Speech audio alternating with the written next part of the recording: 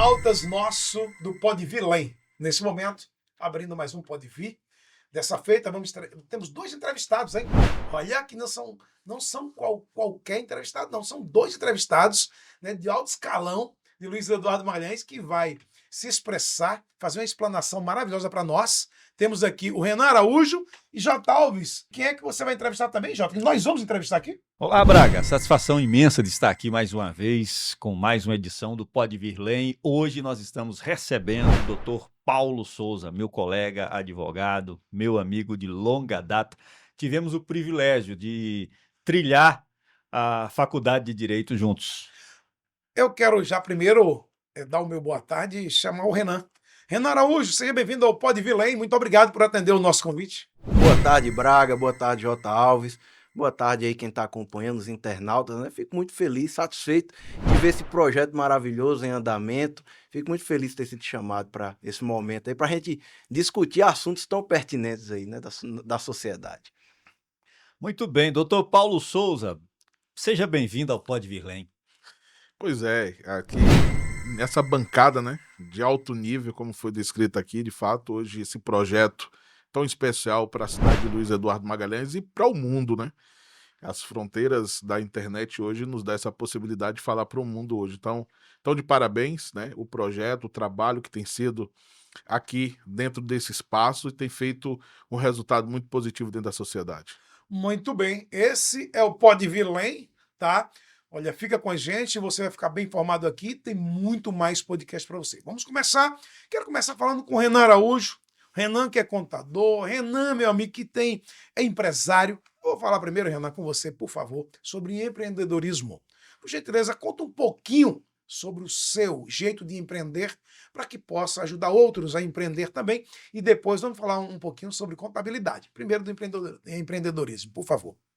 Braga, é muito bom, né, falar sobre empreendedorismo. A gente está numa cidade que nos fornece oportunidades o tempo inteiro e nada mais justo do que nós, como pessoas que temos visão e inconformismo com, às vezes, algumas situações, de buscar o que é melhor para a nossa vida. E assim, buscando essas oportunidades, essa cidade tão pujante, eu venho aí realmente, né, desenvolvendo alguns negócios, e esses negócios que puxam outros negócios, né? Quando vim aqui, cheguei nessa cidade em 2009, ali para poder trabalhar, para poder estudar, nunca imaginei, né, que hoje estaria aí com empresas funcionando, com funcionários ativos, gerando emprego. Eu fico numa felicidade, né? Converso sempre com minha esposa, né, que a gente não imaginava estar acontecendo o que está acontecendo na vida. E isso tudo vem fruto de um trabalho, né? Fruto de um estudo. Primeiramente comecei ali estudando contabilidade, aí depois vim abrir um escritório. Aí desse escritório vem uns clientes que, né, com algumas dores ali, a gente vem com a solução um pouco mais profunda, aí ele acaba chamando a gente até para a sociedade. É fato Verdade. de alguns negócios hoje que eu estou inserido. E dentro desse contexto, né, desse contexto, é que a gente vem atuando. Então, nós observamos que dentro do empreendedorismo tem que ter também a contabilidade. E nesse ínterim, você, como um exímio contador de Luiz Eduardo Magalhães, né, tem buscado soluções para muitas empresas diante de um país, Renan, que não deixa a gente alavancar muito, né, diante de tantos impostos. Mas o que é mais que você ouve dentro do seu escritório lá de contabilidade, de clientes que chegam lá conversando com você e você termina mostrando a eles o jeito de fazer e de continuar a sua empresa? Braga, inúmeras são as dores do empresário brasileiro. Eu falo que o escritório, aquela sala, já ouviu muito choro. Choro, às vezes, de lágrimas, literalmente, ou às vezes só de reclamação, né? Porque são inúmeras as dores. A pessoa não é preparada para ser empresário. Ela estuda, a escola não prepara você para isso, não te dá educação financeira. Aí você, como empreendedor, um inconformado ali na sociedade, quer uma vida melhor para a tua família, você encara algum negócio de frente, aí agora você começa a conhecer e aprender na prática como é ser um empresário, como é ser um empreendedor, como é ter que acordar todos os dias sem a certeza de que você vai ganhar alguma coisa, que é diferente de uma pessoa que está hoje no regime CLT, diferente de um servidor público, o empresário ele não tem certeza que ele vai ganhar, ele não tem certeza do Verdade. ganho. Então ele precisa acordar todos os dias de manhã com vontade, motivado em fazer. E aí, nesse interim, quando eu encontro esse empresário, ele vê em mim essa pessoa onde ele pode desabafar as suas dores, né? Então ele sai motivado, ele não quer desistir, mas quando ele chega no escritório, ele fala: Renan, eu paguei mais imposto do que eu retirei da empresa. Hoje, quer dizer, o governo ganhou mais do que eu, isso é justo? É o maior sócio, né? É o maior sócio. Que sócio é esse que não entrou? Aí a gente tem que vir ali aplicar um remédio para poder estar curando um pouco aquilo ali, estar buscando soluções tributárias para esse empresário, para esse contribuinte, para ele poder sentir menos essa carga, entender um pouco da realidade financeira da empresa dele, para ver onde a gente consegue encaixar um planejamento para aumentar, às vezes, até o preço do produto, às vezes um erro de formação de preço, para a gente tentar repassar um pouco desse imposto, para ele ter uma lucratividade maior. Também as dores desse empresário de ter condições de crescer, mas não achar recurso de terceiros, achar financiamento, subsídio para isso. Fala, eu pago imposto, mas na hora que eu vou no banco, eu não tenho crédito, como é que eu faço? Eu não estou vendo sentido em continuar pagando tanto imposto. E aí eu falo, pague, vamos pagar, vamos buscar a melhor forma, você não pode deixar de pagar, e vamos buscar subsídio, vamos buscar melhores condições para você, mas não está fácil. Eu falo isso porque eu vivo todos os dias ouvindo essas dores. Ô, Braga e Renan, doutor Paulo, falar de empreendedorismo é algo realmente sensacional, né? Eu comparo o empreendedorismo como uma vista do horizonte repleta de elementos que nem mesmo uma fotografia panorâmica é capaz de retratar. Porque dentro do empreendedorismo a gente tem uma série de fatores, a gente tem uma série de perspectivas, a gente tem uma série de elementos que torna a atividade, de certa forma, desafiadora, mas ao mesmo tempo prazerosa.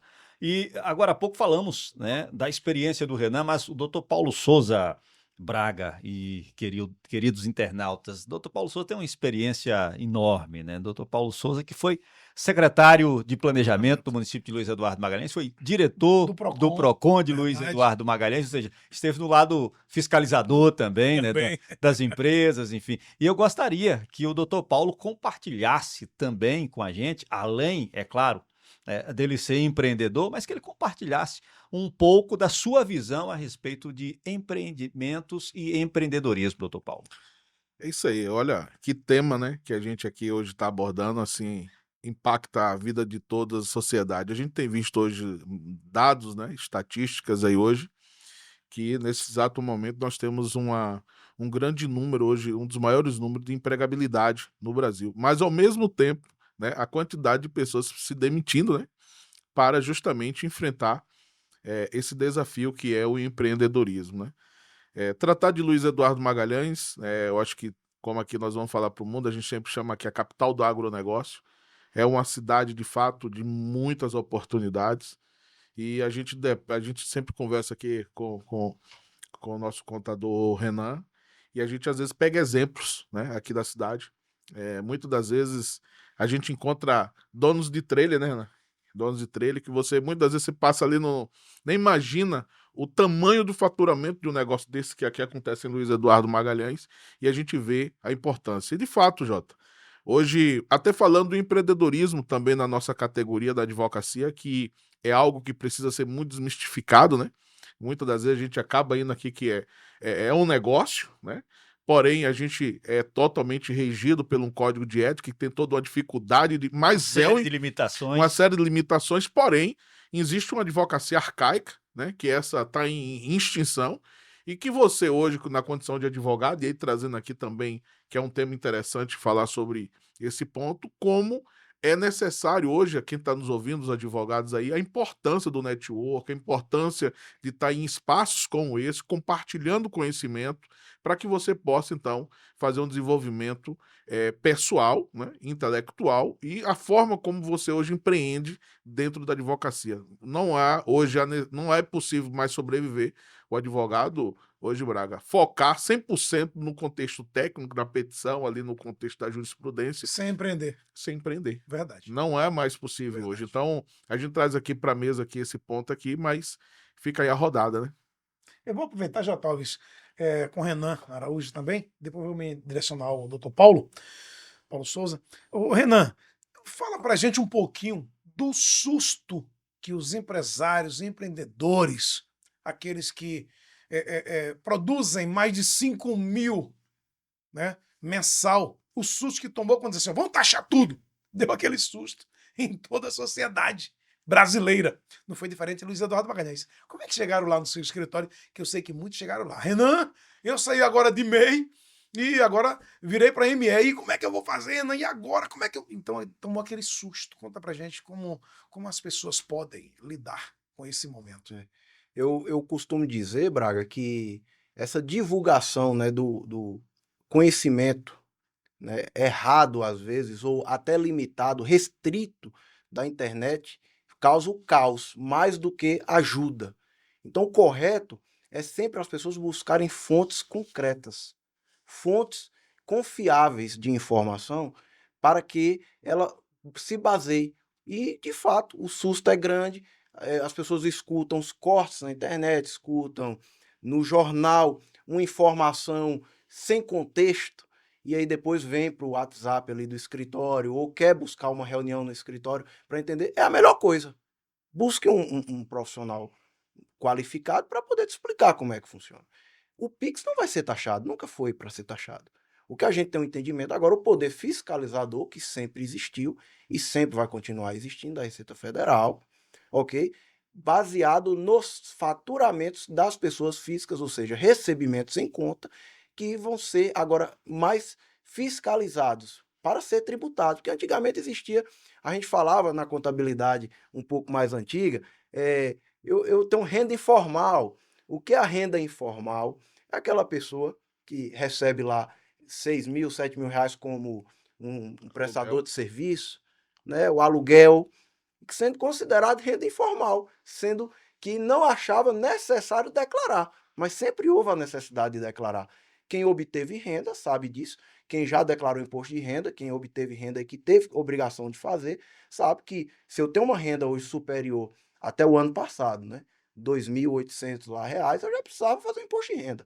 Quem fez sabe disso. Mas essas pessoas tinham esse pensamento errado de que renda informal não precisava de declarar. renda informal não precisava declarar. Verdade. Ou seja, que é aquela movimentação da pessoa física para a pessoa física, que é o encanador que vai na tua casa, que quando ele soma a renda mensal dele, dá 7 mil, 8 mil reais. Verdade. Agora, Braga, você falou desse susto por parte da população e eu chamo a atenção para um outro detalhe. Realmente é para tomar um susto, porque esses dias, inclusive fazendo um comparativo com o atual faturamento do microempreendedor individual, não dá nem para você ser vendedor de picolé. A verdade é essa. É verdade. Dá 40 picolé, um picolé de 5 reais né? Um picolé de 5 reais, se você vender 40 picolés no dia, e se um vendedor de picolé saiu e não vendeu 40 picolé, não fez nada. Vai Né? tomar prejuízo, né? Você já vendeu picolé, Braga? Já. Pois é, né? Eu vendi Você lembra picolé. quantos picolés você vendia no dia? Rapaz, eu vendia uma caixa com mais de 60 picolé. Pois é. Então, você não podia ser MEI. Então você não poderia ser MEI. No seu caso, se fosse hoje, você já não poderia mais ser MEI, teria que ser ME. Não sabia disso. É esse o retrato que a gente tem da retrato. atual tributação no Brasil. Microempreendedor, ou seja, um vendedor de picolé não consegue mais ser microempreendedor individual. Isso é fruto da falta de atualização, Renan. E eu gostaria que você falasse a respeito desse assunto. O entendimento que a gente tem é que está defasado. A lei que rege, né, o microempreendedor individual é de 2009. E lá em 2009 essa lei surge e lança esse faturamento de 81 mil. Se a gente for fazer um comparativo, em 2009, com 80 mil reais, você comprava uma casa. Hoje, com 250 mil, você compra uma casa popular. Então, não houve atualização. Porém, ainda tem muitas pessoas aderindo, e eu acho certo a pessoa aderir ao MEI, é um benefício, mas um benefício de entrada. Mas a partir do momento que você entendeu que o negócio validou, que o negócio deu certo, a minha orientação é simples. Vamos abrir uma ME, vamos abrir uma PJ normal, para que você tenha condição de desenvolver. Porque, gente, a gente está falando de empreendedorismo aqui, mais, né, do que questão tributária, a gente tem que falar aqui de mentalidade, né? Então, quando a gente fala assim, eu não posso faturar mais de 80 mil reais anual, que mensagem é essa que você está mandando para tua mentalidade? De que você não pode faturar para não pagar imposto. Não, que pague. Para isso eu preciso estourar o faturamento, que eu estoure milhões. Então é questão de mentalidade. Então entrou buscando ali um benefício, buscando o que é melhor no momento, mas entendeu que não precisa mais ser aquilo, saia, vá buscar algo que não te limite, que não lhe restrinja, para que você pague o tanto que tiver que pagar, mas que você cresça também o tanto que tiver que crescer, para não ficar com essa... Porque chega gente lá no escritório, eu só posso faturar 80 mil por mês. Eu falo, não, você pode faturar o tanto que você quiser, Tanto que você puder. o tanto que você puder. O que a gente precisa agora é só fazer o ajuste, É verdade. né? É porque mentalidade. aí, Renan, chega aquele ponto que eu gostei até de ver, o doutor Paulo também pode entrar nesse bate-papo desse podcast que está maravilhoso. Por exemplo, o camarada, doutor Paulo, por exemplo, recebe 200 mil por mês. Aí ele tem que declarar o imposto de renda dele. Mas, rapaz, eu estou pagando aqui uma suposição, 20 mil ao governo. Meu Deus do céu. Então, passa a ganhar 50, que aí você Uhum. não paga nada do governo. Você prefere ganhar 200 ou 50? Então, é essa mentalidade que o senhor falou, não é isso, Renan? Eu falei, porque a gente começa a falar muito de tributo, e aí a gente tem que tomar cuidado, né? A gente fala fiscalização, tributo, né? E eu acho até engraçado esses dias vi na internet, né? O cara falando assim, empresário no Brasil que tiver medo de Receita Federal, de pegar dinheiro emprestado, medo enfim, ele tá no país errado. Então, assim, vamos falar de mentalidade, né? Vamos pagar o que tiver que pagar, mas vamos faturar também o que tiver que faturar. Porque se a gente ficar nessa mentalidade, com medo de desenvolver, de crescer teu negócio por causa de imposto, você não vai para frente. E voltando aqui ao início da nossa conversa, empreendedorismo não combina com medo. Não combina com medo. São duas O- palavras que não cabem na mesma frase. O empreendedor ele tem que ser destemido, ele tem que ser corajoso. É isso que o torna empreendedor. Se você tem medo, é melhor que você fique como CLT ou vá procurar o serviço público, porque aí você tem garantia. Diminua a expectativa. Exatamente, você tem garantia de quanto que você vai receber no final do mês. O empreendedor não tem. Aquilo que o Renan falou no início, doutor Paulo. Doutor Paulo, chegando nesse ínter, me permita aí, o que é que chega mais no seu escritório como advogado, né, sobre empreendedorismo? O que é que chega mais lá? Doutor, eu preciso disso porque aconteceu isso e eu gostaria que o senhor resolvesse, o senhor como advogado, o que é que mais chega na sua mesa para que o senhor possa resolver no direito?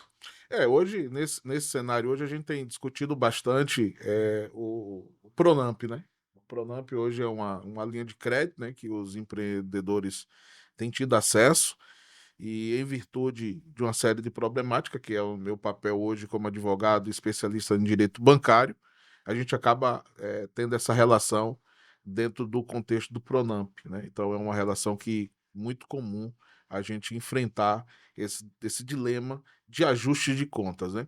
Hoje também a gente tem focado muito hoje dentro da recuperação judicial, é uma área que nós temos atuado que envolve o empreendedorismo maciço dentro dessa questão, porém, ouvindo o Jota falando sobre empreender no Brasil, que é uma atividade de coragem, o brasileiro ele demonstra, ele dá aula para o mundo sobre empreendedorismo, né? Então hoje a gente vê recentemente eu estava ouvindo um material, o cara pegou uma pedra, né? Não sei se alguém já acompanhou, o cara falou, hoje eu vou fazer X reais, no dia eu vou começar com essa pedra.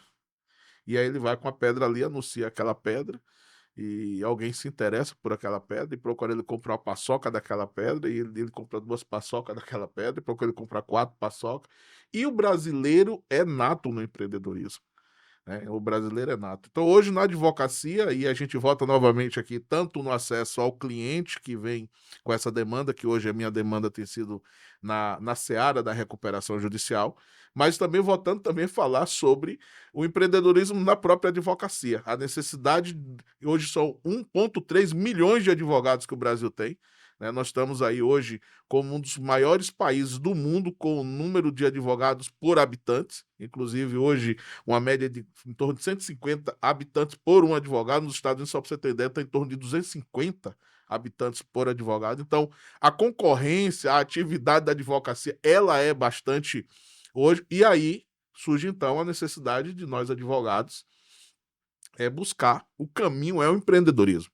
O caminho hoje de alguém que está aqui acompanhando a gente esse podcast, você que quer mudar a sua realidade, por incrível que pareça, o caminho é o empreendedorismo.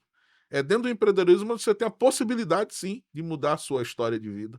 Muito mais, lógico, dentro da CLT, tem aquele aspecto que hoje alguns chamam até de segurança, né? De você se sentir seguro por estar ali dentro. Mas aqui dentro aqui essa rodada aqui, só empreendedores aqui dentro aqui. Todo mundo sabe, porque entende que aonde você tem uma maior real e possibilidade de ter uma chance de ter uma melhor qualidade de vida para você, para sua família, é dentro do empreendedorismo. É onde você tem mais chance de alavancar, de crescer, enfim. E quando você fala da advocacia, eu hoje estava conversando com uma pessoa da área da saúde e ela me dizia: o médico também precisa aprender a empreender. Porque há algum tempo atrás, exemplo de Luiz Eduardo Magalhães, um plantão de um médico era em torno de R$ 2.500, R$ 3.000. Hoje em torno de 1.200. Então, o médico que antes ganhava, ou seja, mesmo sem empreender, tinha ali uma remuneração considerada muito alta, né, em comparação com outras profissões, ele também está vendo uma queda na valorização da profissão. Isso, valorização financeira, obviamente, né? Então, todo profissional, independente da área, se ele realmente quiser avançar na questão financeira, ele precisa aprender a empreender. E esse exemplo hoje que a gente tem no Brasil é a questão de franquias, né? A gente vê hoje franquias para tudo, inclusive para consultórios médicos, para escritório de advocacia hoje, porque alguém que não é médico, alguém que não é advogado, né, entendeu o jogo, entendeu o mecanismo de como funciona. Então, às vezes, o médico não tem uma capacidade ou uma visão de empreendedorismo, então vai trabalhar para quem tem essa capacidade de empreendedorismo, né? Essa eu gostei, porque eu já vi, inclusive, diretores de hospital que não são médicos. É, Como é que o cidadão é diretor de hospital e não é médico? Porque ele é empreendedor, empreendedor. né? Ele é diretor porque ele é empreendedor. E isso vai muito na questão contábil, não é isso, Renan? O brasileiro, né, até complementando a fala de Paulo, essa habilidade que o brasileiro tem, ela é conhecida mundialmente. É tanto que os CEOs das maiores empresas do mundo, os brasileiros são muito cotados por essa habilidade de lidar com problemas que nós temos aqui no nosso país, que nos outros países não existe. Então cria-se uma resistência, cria-se uma resiliência muito grande nesses profissionais. Aí eles são buscados. Os CEOs brasileiros são buscados no mundo corporativo, mundo afora, por causa dessa capacidade, dessa habilidade. Hoje Dr. Paulo entrou num assunto muito interessante que fala sobre a recuperação judicial, né? Hoje o empreendedor está muito alavancado que eu digo é com dívidas fiscais, dívidas bancárias, e ele não consegue avançar se ele não resolver, se não estancar, se não fechar essa torneira desse momento, ele não consegue avançar. E hoje a recuperação judicial vem como uma ferramenta, vem como uma possibilidade dessas empresas continuarem, porque a gente está falando aqui de empresas que empregam milhões de pessoas Brasil afora, onde empresas que sustentam esse país, que estão passando por dificuldade, têm que estar buscando hoje mecanismos de sobreviver. Então a gente está num momento aqui falando da coisa bonita como ela é, né? Romântico. O empreendedorismo é romântico. Não é falar de empreendedorismo é até romântico. Tem gente que acha que todo empreendedor é rico. Todo empreendedor é rico. É verdade. Né? Falar de empreendedorismo é romântico falar, né? Verdade. Aquela pessoa que saiu do nada e construiu tudo. Olha lá, o rapaz chegou aqui numa moto, ele hoje está andando de carro importado. É romântico falar dessa forma, mas ninguém sabe o caminho, os percalços que se passa. E a verdade dos números, inclusive, E a do verdade Sebrae, dos números. né?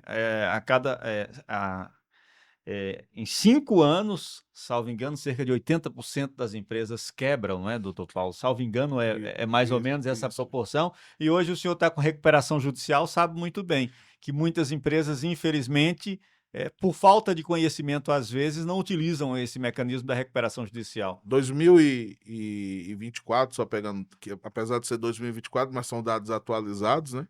Foram aproximadamente mais de 2.500.000 CNPJs que fizeram o cancelamento e fechamento, né? E esse empreendedorismo que nós estamos aqui falando também da fase agora da crise, é o empreendedor que tem sim um impacto na sua comunidade, né? É o empreendedor que ali tem 1 ou 2 funcionários. Eu agora estou até conduzindo uma recuperação judicial de uma empresa de 50 anos, uma empresa de mais de meio século, né? E qual é a idade, qual o tamanho que os riscos que esse empreendedor vivencia também nesse país dinâmico que é Brasil? São muitos. Precisamos reconhecer a importância do empreendedor, né? Valorizar-se muito mais essa figura que tem um papel importante, que mantém uma sociedade de pé. E aí, até falando sobre recuperação aqui no gancho aqui, hoje a Lei 11.101, que é a que dá o fundamento jurídico para a recuperação judicial, foi buscado como princípio da legislação na legislação de recuperação em falência americana. E aí, quando a gente olha para os Estados Unidos, a gente vê hoje os Estados Unidos aí ultrapassando mais de 30 trilhões e o Brasil aí 2 ponto alguma coisa trilhões. Por quê? Porque os Estados Unidos muito cedo compreendeu a importância do empreendedorismo, valoriza o seu empresário, apresenta todas as formas e mecanismos para que esse empresário mantenha e evolua. E aí a gente precisa também, nesse exemplo, crescer. Eu até vi um post aqui, se não me foge a memória, foi do Jota, que o Jota falou assim: olha, se seu amigo não compra no seu estabelecimento, que pelo menos curte o story do seu estabelecimento, que compartilha. Se ele não está comprando e nem compartilhando, é hora de rever. Então a gente precisa, como amigo, né, como comunidade, também reconhecer também isso, a importância da comunidade, reconhecer o papel desse mercadinho aí do seu bairro, né, a importância dessa padaria da sua comunidade, ter esse reconhecimento, esse fortalecimento. Muitas das vezes sai para comprar em outro local e não valoriza, não fortalece a nossa comunidade. Falando de. Você vai. Jota, posso falar? Falando de empreender, Renan, eu vou lhe fazer uma pergunta agora muito pertinente e interessante. No Brasil, nós temos hoje, vou falar de milionários, 380 e poucos milionários. Segundo os intelectuais, os economistas, o Brasil, o freio federal, estou falando da esfera federal, né? O Braga, só um detalhe: 380 milionários, a gente tem o Luiz Eduardo. Com Não, todo respeito. 380 mil.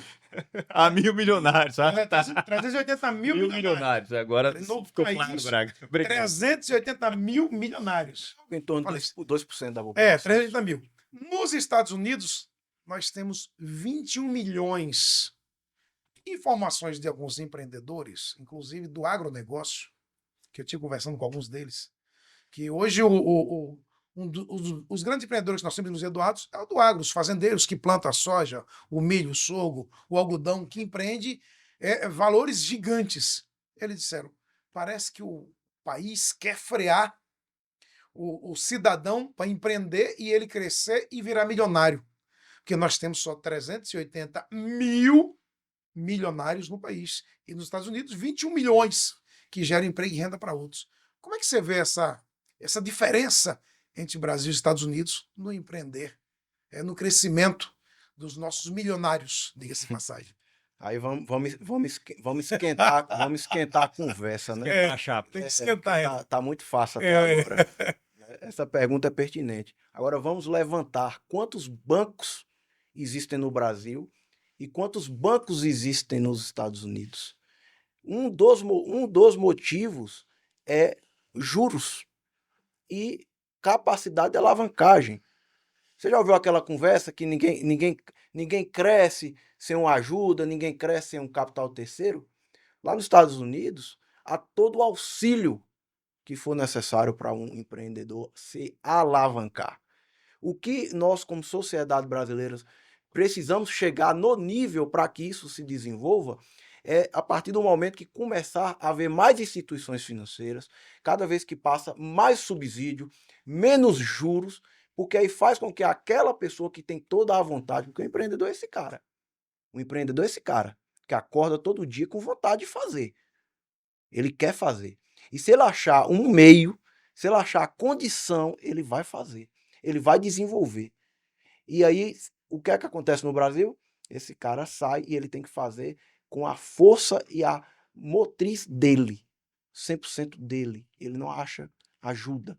E no momento que ele acha ajuda, ele desenvolve. Como eu conheço todos, né, empreendedores que deram certo, que chegam até mim, não foi sozinho. Ele trilhou um caminho junto com sócio, com investidor, com um banco.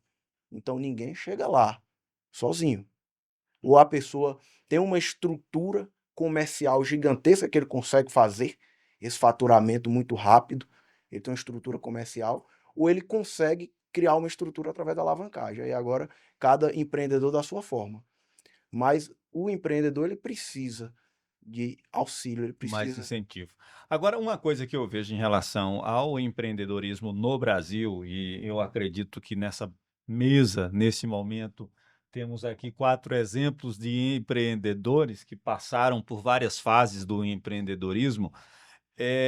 Infelizmente, eu ainda vejo, e o Renan pode confirmar se eu estiver equivocado, pode me corrigir também, mas eu ainda vejo o empreendedor brasileiro gostando muito da informalidade, indo muito para a informalidade, querendo muito dar o tal do jeitinho, muitas vezes deixando de fazer aquilo que é obrigação, mas que no futuro irá dar bons frutos para o seu negócio. Infelizmente, a gente ainda vê isso muito no Brasil. E esse é um problema, porque, de certa forma, até desequilibra para aquele que quer trabalhar da forma correta e necessária. Ele sente um peso maior, porque ele tem que concorrer com alguém que, infelizmente, às vezes, por inocência, ou muitos até, infelizmente, por apesar de conhecer, né, realmente quer praticar a sua negação. Então, isso acaba dificultando um pouco, criando um cenário mais complexo para o empreendedor que realmente quer trabalhar da forma correta. Na busca, né, por melhorar, fazer a minha parte, né, uma andorinha só não faz um verão, mas fazer a minha parte, eu incentivo a todos e falo sempre a seguinte frase: quem se organiza, cresce. É assim que acontece. Quem se organiza, cresce. Eu não vejo outra forma de acontecer. E quando a pessoa fala dessa informalidade, ela não tem controle algum sobre o que entra, sobre o que sai, sobre o que ela vende, porque ela não consegue fazer isso da forma correta. Agora, se ela se organiza e cria uma estrutura de trabalho organizado, dificilmente ela vai se negar a pagar esse imposto, porque isso aí já vai estar calculado, já vai estar dentro do preço de venda dela, já vai estar sendo repassado, já vai ter sido planejado, ela sabe o que ela está pagando e por quê e quando ela tem que pagar.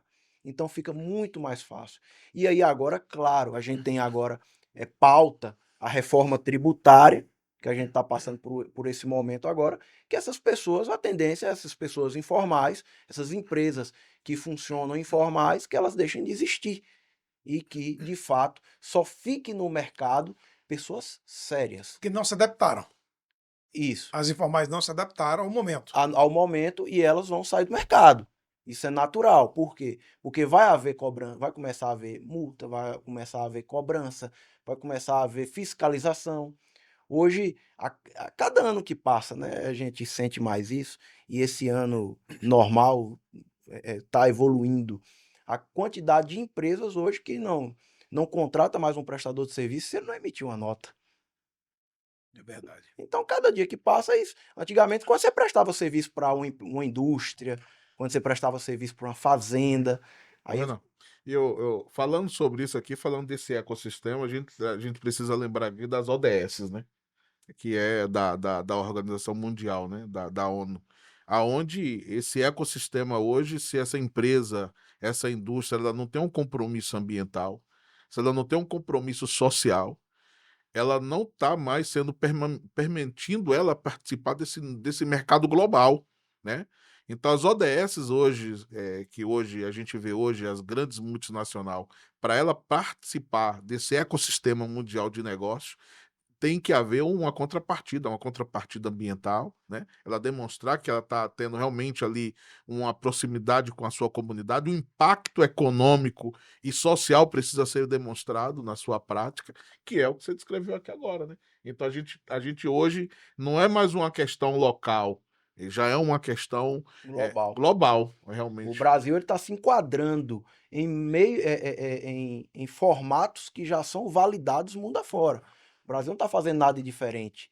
ele está se adequando ao formato mundial, que a formatação do imposto brasileiro hoje, que já acontece, a forma como está sendo trilhado já é assim na França, já é assim em vários outros países, já é assim nos Estados Unidos. O Brasil não está se adequando para que as empresas brasileiras consigam avançar.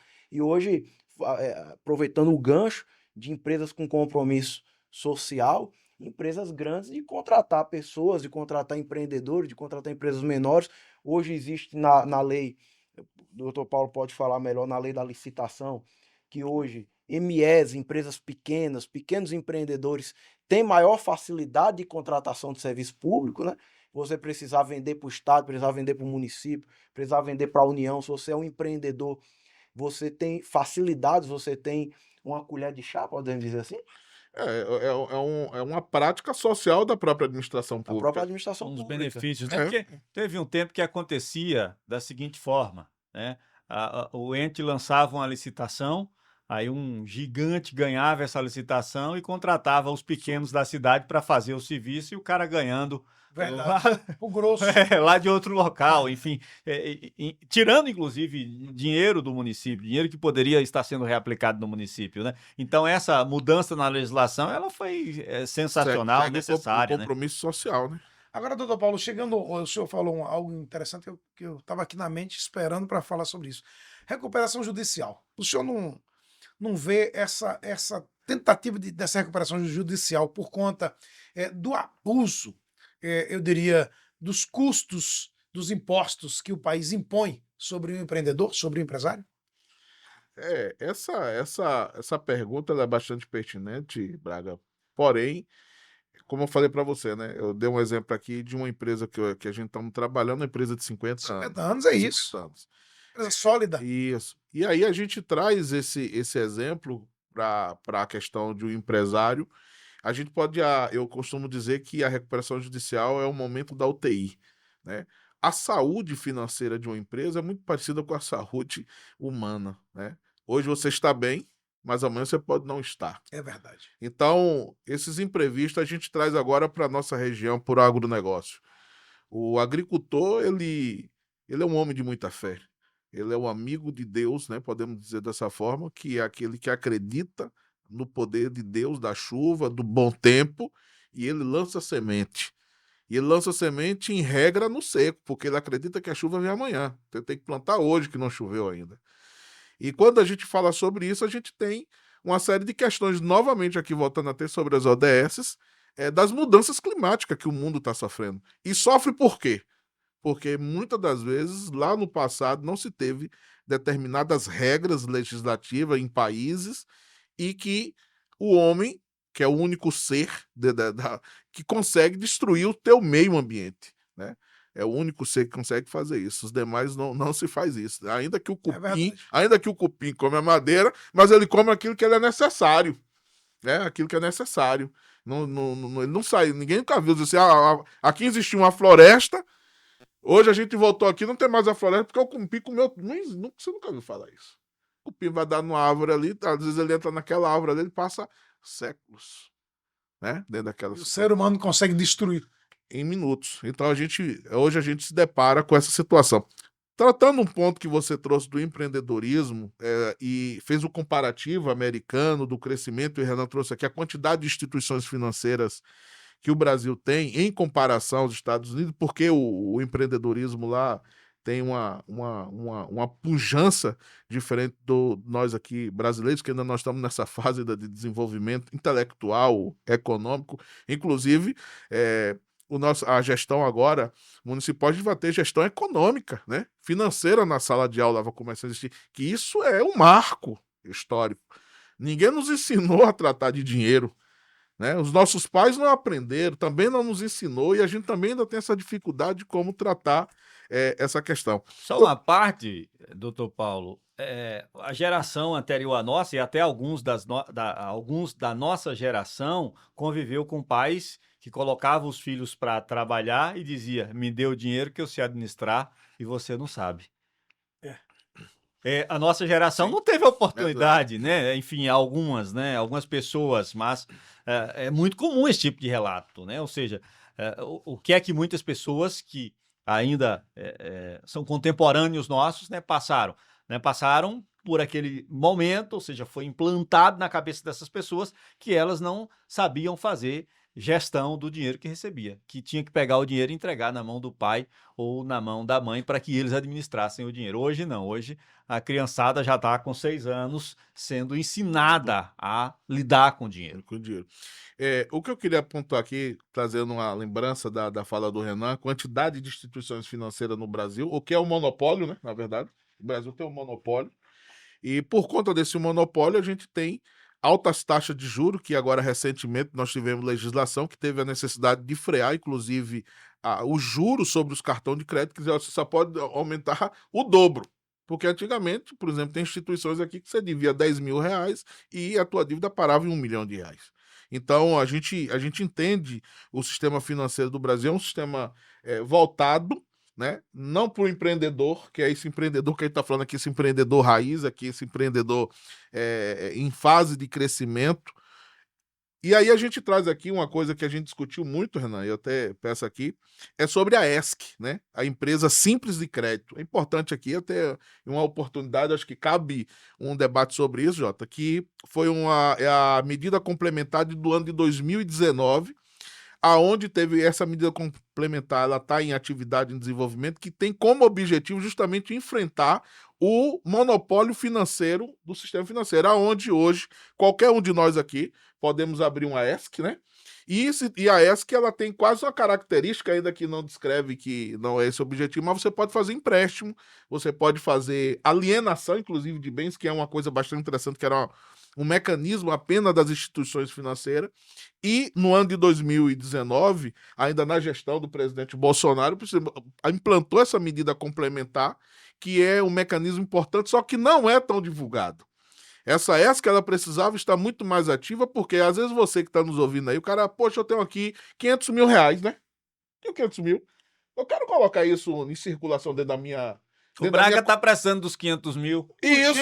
Urgente. Exato. Para montar um negócio, Braga. E o objetivo da lei da ESC, que é a empresa simples de crédito, é justamente fomentar o empreendedorismo local. Tanto é que aquele que monta a ESC é chamado limítrofe, né? Ou seja, eu só posso ir aonde o meu município, onde eu estou registrado, tem simetria. Então eu não posso sair daqui para emprestar dinheiro quem é de Botirama. Mas eu posso emprestar quem é de Barreira, porque a gente tem limítrofe, né? Nós temos limite. Então, a lei complementar, ela trouxe essa importância justamente para democratizar o crédito, para esse crédito se tornar mais barato. Porque hoje o crédito, quem dita é as instituições financeiras, ela é a dona do... Grandes bancos. E aí, às vezes, o pequeno ele não tem, de fato, o crédito. O cara que tem 500 mil e quer emprestar hoje, ele corre o risco de preço por agiotagem. Inclusive, hoje até, falando, não ensinando, mas falando, né? Você que está aí hoje, que você que empresta dinheiro nessa condição, é um mecanismo interessante você vir para a empresa simples de crédito, você vai ter uma série de segurança jurídica, contratos e um papel importante, que é o fator da alienação. Então, eu vou lhe emprestar o dinheiro, mas eu vou alienar seu veículo, eu vou emprestar o dinheiro, vou alienar sua casa. Né? Então, você tem essa segurança. Aí é legal. É legal, por dentro da empresa simples de crédito. E é interessante que a medida complementar, ela traz uma coisa bem interessante, que ela diz, olha, você pode abrir uma ESC em qualquer lugar. Inclusive, não fez... aonde, qualquer lugar, o quê? Pode montar na sala de sua casa. Você pode montar na frente da sua casa ali, você tem um espaçozinho ali, você quer montar ali, você monta ali. Tudo legalizado, baixo pagando os risco, impostos. né? E aí? Legalizado. E pagando os impostos. E pagando os impostos, né? Tem que dar o do governo. Tem que dar o de César. E para crescer, por incrível que pareça, é pagando imposto. Quem quer crescer realmente de forma legal. Tem que andar legal. Eu quero já o tempo é nosso, né? Mas o tempo passou. Renan, mais uma colocação que você gostaria de fazer para os nossos internautas do Pode Virley, por favor? Braga, J. Alves, doutor Paulo, uma satisfação estar com vocês aqui nessa tarde. Queria dizer aos empreendedores que se organizem. Né? Eu tenho um ditado popular, quem quer negócio tem que estar pronto para o negócio. E aí organize sua empresa, organize sua vida fiscal, Porque a qualquer momento você pode achar um cliente que precise que você esteja organizado e você pode perder um negócio interessante. Verdade. A informalidade pode te colocar em um nível que você não quer. Então você quer crescer, você quer vender para a prefeitura, você quer vender para o estado, você quer vender para o governo federal, você quer vender para uma indústria, você tem que estar pronto para isso. Então se organize. Verdade. É dessa forma que você vai chegar lá. Fature fiscalmente, busque as instituições financeiras públicas. Hoje é obrigação dessas instituições dar empréstimo para microempreendedores, empresas de pequeno porte, empréstimos subsidiados. Mas para isso acontecer, você precisa estar pronto, você precisa estar formalizado dentro, né, dentro de toda uma realidade fiscal. Aí rende uma pergunta, não tem jeito, Jotávio. Você falou aí, Renan Araújo. Eu tenho quase certeza que já chegou lá empreendedor que tem sua empresa, mas que ela não estava redondinha, como diz o velho ditado. Renan, preciso urgente aqui organizar minha empresa porque surgiu um negócio ali, eu vou ganhar X valor, um valor gigante, mas eu preciso organizar, como é que eu faço aqui? Aí jogou na sua mão. Aí tem que ter um prazo, aí às vezes ele perde o prazo de ganhar o negócio por conta da empresa não estar organizada, não ter recolhido, não ter trabalhado dentro da lei, não é isso? Quem planeja, né, quem planeja vai sair sempre na frente. Quem faz com tempo as coisas. O que acontece é porque o pessoal quer deixar sempre para a última hora, não quer estar pronto e depois reclama da sorte. Aí agora é fácil culpar o país, é fácil culpar o governo, é fácil. Seja militante do teu negócio. Busque todos os dias melhorar o teu negócio, busque todos os dias se profissionalizar, que eu acredito que nada vence o trabalho duro. Doutor Paulo, muito obrigado por estar com a gente aqui. Essa aula que o senhor deu junto com o Renan, para nós é maravilhoso. Então, falar de empreendedorismo, falar de contabilidade, de coisas que agregam valor para o nosso povo, a nossa gente, é sempre bom dentro do podcast. Então, parabenizar todos os empreendedores do nosso Brasil, né? Desde ele lá do vendedor de picolé, que foi a parte aqui, né? Ao grande empresário que faz esse país, é a locomotiva que faz uma sociedade ser próspera e rica através do empreendedorismo. E a gente tem que parabenizar, reconhecer a importância desse empreendedor, do vendedor ali do acarajé, de você ali que faz ali do trailer do seu lanche, também o grande industrial, o agronegócio. A gente parabenizar, incentivar, né, a esses cada vez mais acreditar, cada vez mais ter mais fé, né, para que eles possam estar gerando emprego e renda e trazendo paz, né, para uma sociedade.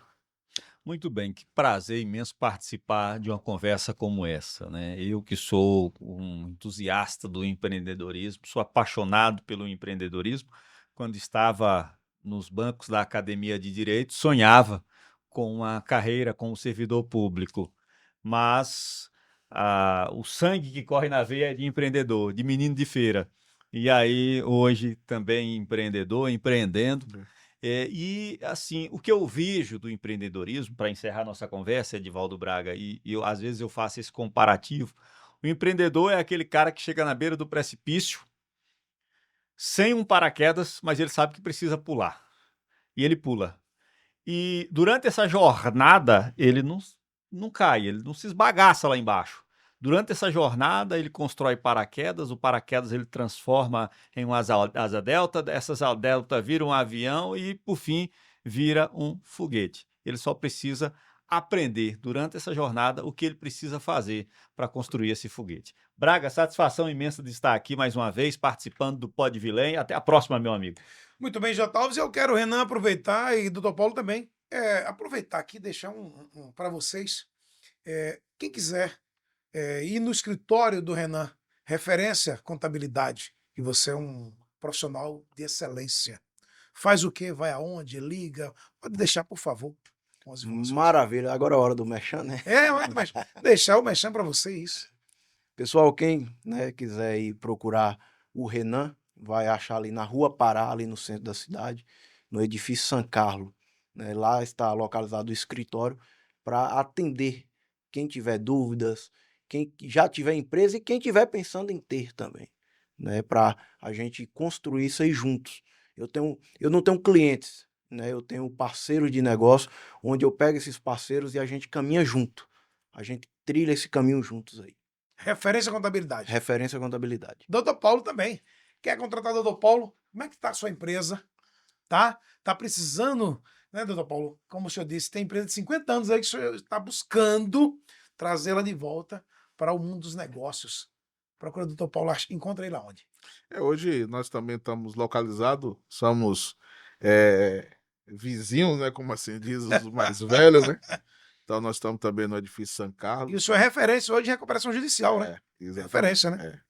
Então a gente estamos ali passo a passo ali junto com o Renan também. A gente faz parte Do lado. é o mesmo grupo, né? E fica aí o convite aí, quem quiser nos conhecer, a gente tá nas redes sociais, conhecer um pouco mais também, né? Paulo Souza, recuperação judicial. Então a gente tá lá sempre mandando alguma notícia, sempre trazendo alguma informação, né? Trazendo de alguma forma didático, né? O conhecimento daquilo que pode estar sendo a pedra do seu sapato. Hoje tivemos no Pode Virlém o podcast mais paquerado do Oeste e da Bahia e de Luiz Eduardo Magalhães, Renan Araújo, Dr. Paulo Souza e ele, J. Alves, o nosso, né, grande entrevistador também, que faz essa parceria comigo. Jota, muito obrigado mais uma vez. Um abraço, Braga. Até a próxima. Um abraço a todos.